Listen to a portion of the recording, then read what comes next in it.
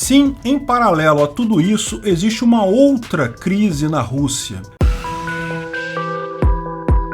Esse é o Visão Libertária, sua fonte de informações descentralizadas e distribuídas. A Rússia tem uma economia que depende fundamentalmente de recursos minerais, particularmente do petróleo. 40% de toda a balança comercial russa é petróleo. De fato, a Rússia é o terceiro maior produtor de petróleo do mundo neste momento, perdendo apenas para a Arábia Saudita e os Estados Unidos. Mais do que isso, a Rússia tem praticamente 5% das reservas de petróleo do mundo, o que significa que ainda tem muito petróleo, mas muito petróleo mesmo a explorar. Uma riqueza enorme para o país. Só que esses números não contam toda a história. Veja, reserva de petróleo não conta a história toda porque nem todo campo de petróleo é fácil de explorar. Veja, por exemplo, o pré-sal brasileiro. Nós somos hoje o 15º maior país em reservas do mundo todo. Tem vários países do Oriente Médio que têm reservas menores do que a nossa. Mas isso esconde uma variável extremamente importante, o custo de explorar essa reserva. Na Arábia Saudita, no Kuwait, em outros países do Oriente Médio,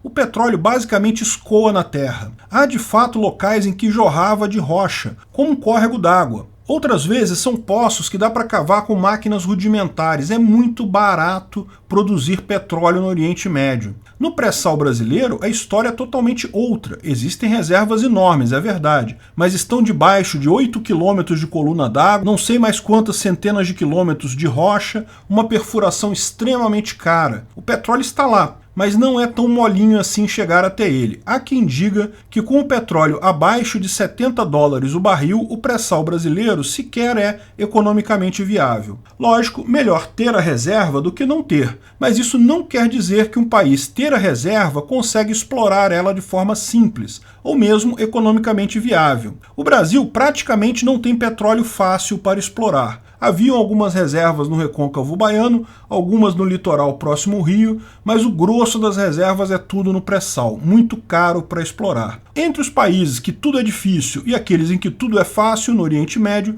existem países que têm reservas misturadas, ou seja, algumas são baratinhas, outras são mais caras. O que eles fazem, lógico, começam explorando as mais baratas. E é aqui que começa a ficar claro o problema da Rússia. A Rússia tem vários conjuntos de campos de petróleo com reservas conhecidas, algumas fáceis, outras mais difíceis, outras extremamente difíceis, e tem algumas que ninguém sabe se sequer são possíveis de ser exploradas. A questão é que os campos fáceis da Rússia estão próximos da exaustão. A exaustão completa ainda vai levar alguns anos, mas a produção já cai ano a ano nesses campos mais fáceis. A Rússia já não consegue produzir mais tanto petróleo quanto conseguia há um tempo atrás, e a tendência é a diminuição cada vez maior. Isso é normal, todo campo de petróleo tem uma vida útil, você investe um bocado, faz um poço, explora aquele petróleo lá por vários anos até que você esgota o campo, tira todo o petróleo que é possível tirar dali. Uma hora acaba, isso acontece o tempo todo. O Brasil mesmo já tem um monte de campos que foram fechados, outros ainda produzem quase nada. Como você resolve isso? Simples, explorando novos campos. O problema da Rússia é que os campos de petróleo dela parecem uma corrida do oeste para o leste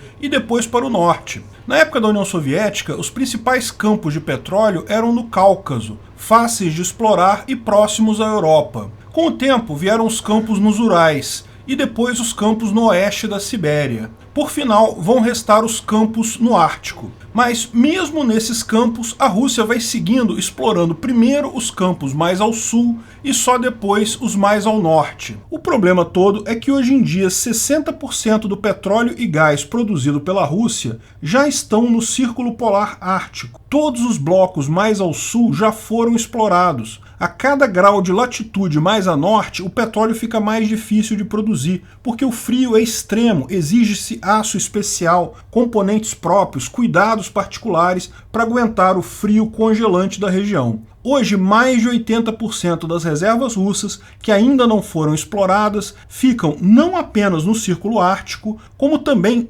sobre o gelo ártico. Se você acha que o Brasil tem um problema explorando petróleo a 8 km de profundidade no mar e mais 20 km para chegar debaixo do pré-sal, pense nessa situação, você tem uma capa de gelo ainda para dificultar tudo isso. A coisa é tão complexa que existe apenas um único poço produzido nessas condições, e é um poço experimental experimental feito por empresas ocidentais, Prirazlomnia, na Sibéria. Foi perfurado em 2013 e desde então só tem ele. A Rússia não tem capacidade para reproduzir isso. E 80% das reservas da Rússia estão nessa situação que ela não consegue explorar. Ao contrário dos brasileiros, que nunca tiveram opção de fato, sempre teve só petróleo difícil aqui, então tiveram que construir toda uma indústria de exploração de petróleo baseada em alto mar, desenvolvendo toda a tecnologia.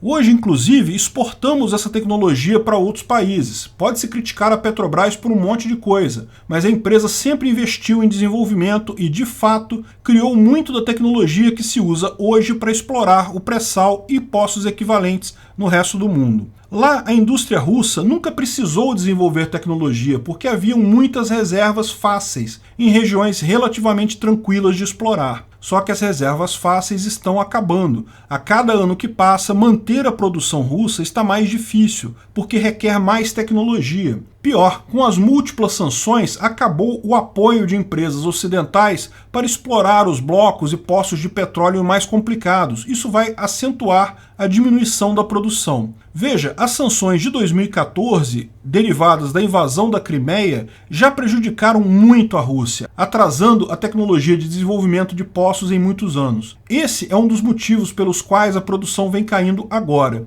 Mas com essas novas sanções, o progresso fica cada vez mais distante. A Rússia sempre foi um país com excelentes engenheiros, extremamente capacitados, mas as vantagens comparativas do mundo atual são absurdamente importantes. Essa teoria econômica desenvolvida por David Ricardo já é bem conhecida e diz que é melhor a cooperação entre duas pessoas, cada uma fazendo a parte do trabalho que faz melhor, do que cada pessoa tentar fazer o trabalho todo sozinho. Falamos sobre isso no vídeo David Ricardo e a superioridade do capitalismo. Pode parecer algo óbvio ou simples demais, mas a aplicação desse princípio mostra que quando um grupo de pessoas diversifica o seu trabalho, especializa a produção, cada um cuidando daquilo que sabe fazer melhor, acabará tendo vantagem sobre um outro grupo menor em que as pessoas são mais isoladas, cooperam menos entre si. Mesmo que esse grupo isolado tenha indivíduos extremamente competentes. Como há mais interações no outro grupo, a eficiência econômica é muito maior.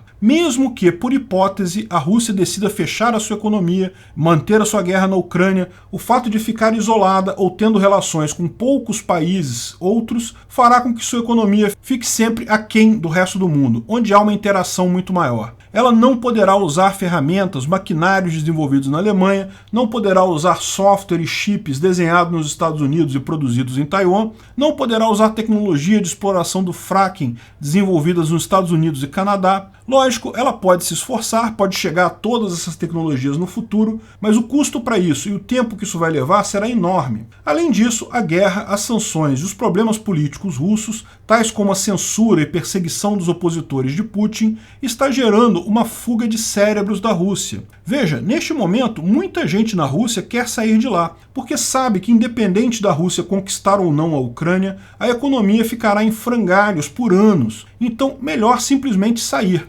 Lógico, nem todo mundo tem grana ou oportunidade para sair da Rússia. Sabe quem tem grana e oportunidade? Jovens engenheiros geniais russos, os melhores da turma, aqueles que conseguem emprego onde quer que forem. Sempre haverá quem os queira contratar na Europa, nos Estados Unidos e em outras partes do mundo, mas justamente são aqueles que vão fazer falta na Rússia. Não seria surpreendente que Putin, em algum tempo, resolvesse fechar a fronteira, proibindo seus cidadãos de saírem do país. Novamente, mais um passo em direção ao fracasso da União Soviética.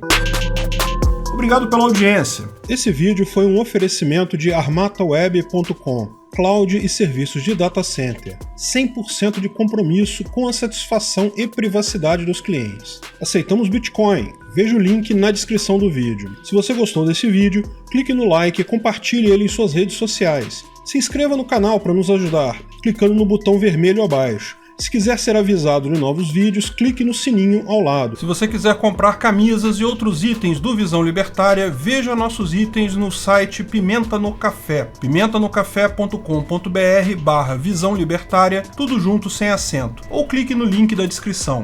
Até a próxima!